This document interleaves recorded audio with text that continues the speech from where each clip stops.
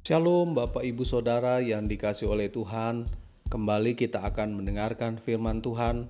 Mari kita berdoa. Bapa di sorga, di dalam nama Tuhan Yesus Kristus, firman-Mu menjadi terobosan dalam hidup kami. Berkatilah ya Tuhan, kami siap untuk mendengar. Haleluya, amin. Firman Tuhan hari ini berjudul penguasaan diri perlu dilatih. Titus 2 ayat 6 mengatakan, demikian juga orang-orang muda, nasihatilah mereka supaya mereka menguasai diri dalam segala hal. Bapak, Ibu, Saudara yang dikasihi oleh Tuhan, sebagian orang Kristen merasa bangga dan menganggap diri kuat secara rohani jika telah melayani pekerjaan Tuhan atau terlibat secara aktif dalam kegiatan-kegiatan kerohanian gereja. Namun masih sering kita dengar dan lihat dengan mata kepala sendiri banyak di antara mereka yang jatuh dalam dosa. Sekalipun sudah melayani di atas mimbar, ada yang terlibat dalam pertikaian keluarga karena urusan warisan, saling berselisih dengan sesama hamba Tuhan dan saling menjatuhkan. Ada pula yang jatuh dalam dosa meski dilakukan secara sembunyi-sembunyi. Hendaklah kita pahami bahwa menjadi percaya kepada Tuhan Yesus tidak secara otomatis menjadikan kita ini kebal terhadap segala macam godaan dari si jahat. Sebab si iblis berjalan keliling sama seperti singa yang mengaum-aum dan mencari orang yang dapat ditelannya. 1 Petrus 5 ayat 8. Oleh karena itu kita harus senantiasa berjaga-jaga dalam berdoa supaya kita tidak jatuh. Keberadaan kita sebagai jemaat awam, terlebih-lebih bagi kita yang sudah masuk dalam dunia pelayanan, mengharuskan kita memiliki kehidupan yang berbeda dengan orang-orang di luar Tuhan. Siapapun yang mempercayakan hidup kepada Tuhan Yesus wajib hidup sama seperti Kristus telah hidup, sehingga keberadaannya mampu menjadi teladan.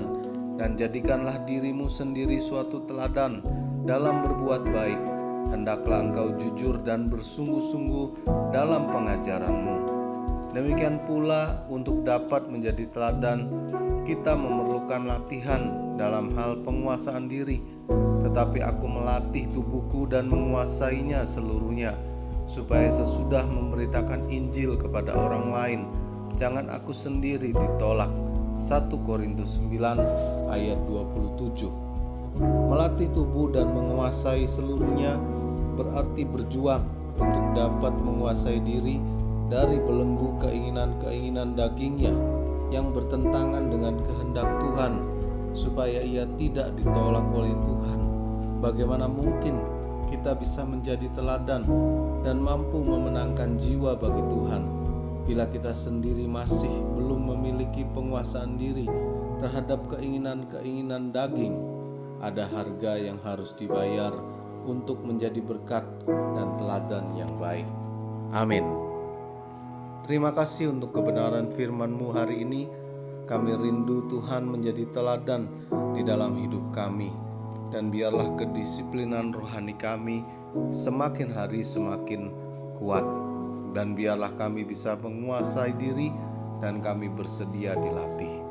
Berkat Tuhan mengalir buat kami hari ini dari pagi, siang, dan malam. Berkati bangsa kami, berkati saudara-saudara kami yang ada di Sumatera yang sedang mengalami bencana. Tuhan pulihkan.